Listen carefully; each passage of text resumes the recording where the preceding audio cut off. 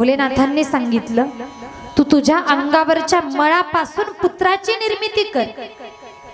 आणि पार्वती मातेनं त्यानंतर आपल्या अंगावरच्या मळापासून पुत्राची निर्मिती केली। अंगावरच्या मळापासून एका छोट्याशा बालकाचा आकार तयार केला। मी एका कथेमध्ये असं सांगत होती की पार्वती मातेनं आपल्या अंगावरच्या मळापासून पुत्र निर्माण केला। कथा संपल्यानंतर एक छोटंसं लेकरू, लेकरं खूप कलाकार असतात, ते कथा ऐकतात आणि ऐकल्यानंतर अनेक प्रश्न त्यांच्या डोक्यात येत असतात। आता हे लेकरं उत्तर देत आहेत ना, अनेक प्रश्न, वेगवेगळे प्रश्न डोक्यात घुमतात, हे असंच का, ते तसंच का।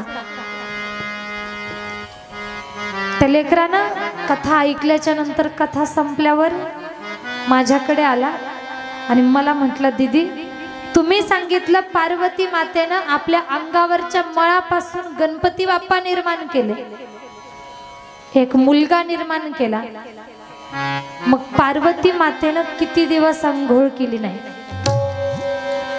एवढा मळ साचण्यासाठी किती दिवस पार्वती मातेनं अंघोळ नाही केली? मी म्हटलं, बाळा तू समजतोस तो मळ वेगळा आणि हा मळ वेगळा।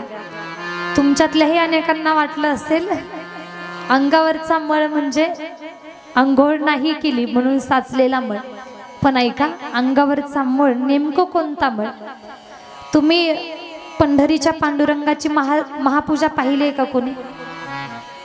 पुरुष वर्ग प्रत्यक्षात नसेल पाहिली, टीव्ही वरती का होईना पाहिली असेल, मोबाईल वरती पाहिली असेल। काय करतात? पूजेच्या अगोदर देवाच्या अंगाला चंदनाचा लेप लावला जातो, ज्याला आपण उटणं म्हणतो। पार्वती मातेनं स्नानाच्या अगोदर आपल्या अंगाला जे उटणं लावलं होतं, लेप लावला होता, तो जो लेप आहे, ते जे उटणं आहे, त्या उटण्यापासून बालकाचा आकार तयार केला होता, बालकाचा आकार बनवला होता। मग आता लक्षात आलं कोणता मळ होता?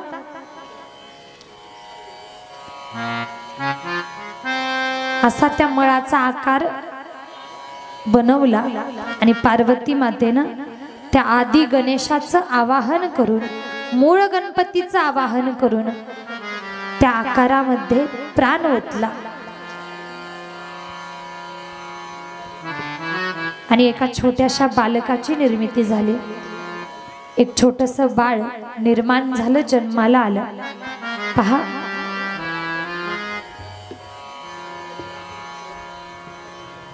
छोटंसं बाळ निर्माण केलं। आता या छोट्याशा बालकाला मातेनं आज्ञा करावी, बाळा अरे जा, तुला माझ्या आज्ञेचं पालन करायचंय, तू जा द्वारावरती बस, जोपर्यंत मी सांगत नाही तोपर्यंत कुणालाही आतमध्ये येऊ द्यायचं नाही। आता हे छोटंसं बाळ मातेला म्हणतं, माते अगं तुझ्या आज्ञेचं पालन करायला मी तयार आहे, पण ऐक नाही, माझं नाव अगोदर मला सांग, माझी ओळख मला सांग, माझं नाव काय?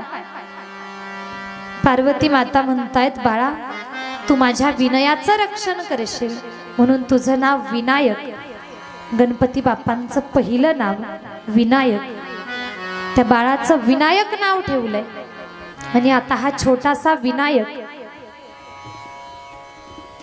आईची आज्ञा पालन करतोय, द्वारावरती बसलाय, हातामध्ये काठी आहे, द्वारावरती बसलाय। बराच वेळ झाला, जो येईल त्याला परत पाठवायचा, कुणालाही आतमध्ये येऊ देत नव्हता। आता भोलेनाथ आले। हे कोण आहेत, कुठले आहेत, या बालकाला काहीच माहिती नाही, आपले वडील आहेत हे सुद्धा माहिती नाही। या विनायकानं अडवलं भोलेनाथांना। भोलेनाथ समोरून आले, त्यांना जाऊ देत नाही, थांबा, तुम्ही आतमध्ये जाऊ शकत नाही, काठी आडवी लावली, मी तुम्हाला जाऊ देणार नाही। भोलेनाथांनी पाहिलं, अरे छोटंसं बालक आहे, छोटंसं बाळ मला अडवतंय। त्याला समजावून सांगितलं, बाळा अरे जाऊ दे मला आतमध्ये, मी तुझ्यापेक्षा मोठा आहे, असं मोठ्यांना अडवू नये, तू छोटा आहेस। पण हा गणपती बाप्पा, हा विनायक ऐकत नाही. आईची आज्ञा आहे, कुणालाच आतमध्ये जाऊ द्यायचं नाही. मी तुम्हाला आतमध्ये जाऊ देणार नाही. तुम्ही वयानं जरी मोठे असले तरी सुद्धा माझ्या आईची आज्ञा आहे की कुणालाही आतमध्ये जाऊ द्यायचं नाही. जोपर्यंत माझी आई सांगत नाही तोपर्यंत आतमध्ये तुम्हाला जाता येणार नाही.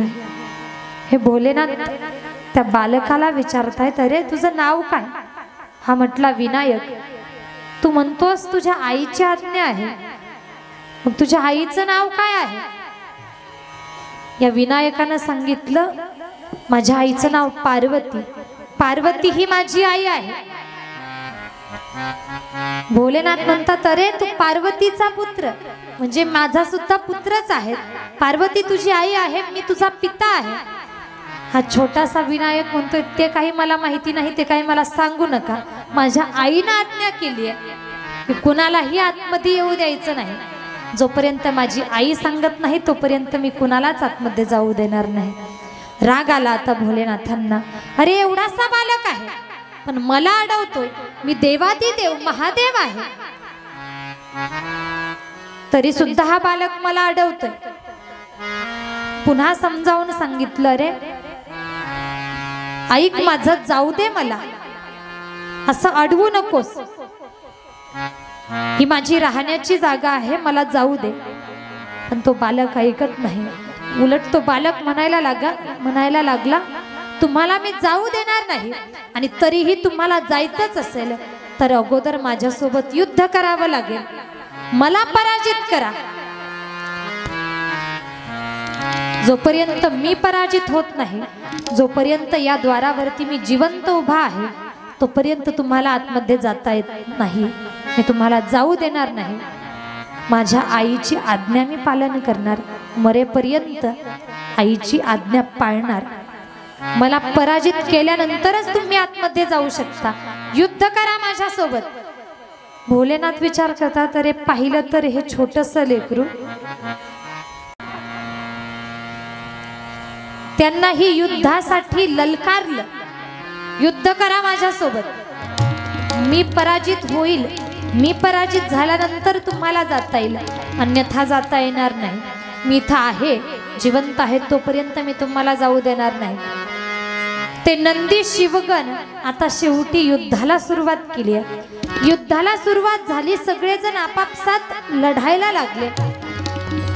एका बाजूनं हा छोटासा विनायक आहे आणि दुसऱ्या बाजूनं हे अनेक शिवगण आहेत, नंदी आहे. पण हा छोटासा विनायक, या विनायकासमोर या कुणाचंच काही चालत नाही. या प्रत्येकाला हाणून मारून पराजित करून हा विनायक परत पाठवतोय, एकेकाला पराजित करतोय. नंदीनंही या विनायकासोबत दोन हात केले, पण नंदीचं सुद्धा काही चालू दिलं नाही. हा नंदी सुद्धा पराजित होऊन हार स्वीकारून परत भोलेनाथांकडे आला. प्रभू, तो विनायक दिसायला लहान आहे पण बलवान आहे, पराक्रमी आहे, तो कुणाचं काही ऐकत नाही, माघार घेत नाही, तुम्हालाच जावं लागणार. आता भोलेनाथांची तळपायाची आग मस्तकाला गेली. आपला पुत्र आहे याचा विचार केला नाही. राग आला, अरे हा एवढासा आहे पण सगळ्यांचा अपमान करतोय, सगळ्यांना परत पाठवतोय, याला धडा शिकवावाच लागणार. रागात निघाले भोलेनाथ. लाल भडक डोळे झालेले आहेत, हातामध्ये त्रिशूळ आहे.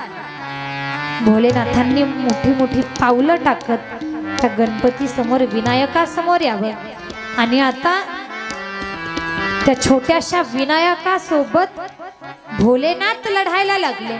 युद्धाला सुरुवात केली. एकच वार केला. त्रिशूळाच्या एका वारात हा छोटासा विनायक, याचं मस्तक धडा वेगळं झालं. तो छोटासा विनायक जमिनीवरती कोसळला. हा विनायक कोसळला. पहा, कोसळत असताना हे लेकरू, या लेकरानं जन्मल्यानंतर पहा फक्त मातेची जाणीव याला आहे. मातेच्या आज्ञेसाठी एवढं सगळं करतोय. भोलेनाथांचा वार याच्यावरती होत असताना मोठ्यानं आरोळी ठोकली. आई आई आई म्हणून किळकारी मारली. तो आवाज त्यातल्या आईच्या कानावरती गेला. अरे बाहेरून कशाचा तरी ध्वनी येतोय. अनेक शस्त्र काहीतरी गोंधळ बाहेर चालू आहे. पण या गोंधळामध्ये माझ्या लेकराचा आवाजही आलाय. माझ्या लेकरानं आई म्हणून किरकाळी फोडली आहे. नक्कीच माझं लेकरू संकटात आहे. ती माता, ती पार्वती माता धावतच बाहेर आली. बाहेर आली तर पाहिलं काय, अरे माझा छोटासा विनायक, काही काळापूर्वी त्याची निर्मिती मी केली, जो आपल्या आईची आज्ञा पालन करत होता. तो विनायक, त्याचं धड एका बाजूला आहे आणि त्याचं मस्तक एका बाजूला पडलेलं आहे. आईनं लेकराला त्या अवस्थेत पाहिलं. आपलं लेकरू मरणावस्थेत पडलेलं आहे. ही आई रडायला लागली. लक्षात आलं, आपल्या पतीनं आपल्या लेकराला मारलंय, आपल्या पतीनं आपल्या लेकराला संपवलंय. भोलेनाथ समोर होते. स्वामी, का केलं तुम्ही असं? का केलं? माझ्या लेकराला का संपवलं? एक आई होती, आईचं अंतकरण होतं. पतीला विचारावं, स्वामी काय केलं होतं माझ्या लेकरानं? अहो, ते आज्ञेचं पालन करत होता. माझीच आज्ञा होती की कुणालाही आत येऊ द्यायचं नाही. माझ्या आज्ञेचं पालन तो करत होता. आईची आज्ञा लेकरू पाळत होतं. त्याचं काय चुकलं? आईची आज्ञा पालन करणं हा त्याचा गुन्हा आहे का? हा त्याचा अपराध आहे का? सांगा स्वामी, काय चुकलं माझ्या लेकराचं? माझी आज्ञा पाळण्यासाठी त्यानं तुम्हाला अडवलं. पण ऐका ना, मग एवढ्याशा गोष्टीची शिक्षा, तुम्ही एवढी मोठी शिक्षा माझ्या लेकराला दिली, त्याला संपवलं. अहो, माझं लेकरू छोटंसं होतं. तुम्ही तर समजूतदार होता ना, तुम्ही जाणकार होता. तुम्ही समजून सांगायचं होतं, तुम्ही माघार घ्यायची होती. माझ्या लेकराला का मारलं स्वामी? माझं लेकरू मला जिवंत पाहिजे. मला माझा विनायक पुन्हा पहिल्यासारखा जिवंत करून द्या. मला विनायकाशिवाय राहणार नाही. स्वामी, माझा विनायक मला परत करा. रडतीये पार्वती माता, हात जोडून विनंती करते, स्वामी माझा विनायक परत द्या. भोलेनाथ सांगतात, पार्वती अगं रडू नकोस, तुझा विनायक आता संपलाय. त्याला आता जिवंत करणं योग्य नाही किंवा जिवंत करता येणार नाही. पार्वती ऐक माझं, रागाच्या भरात मी हे करून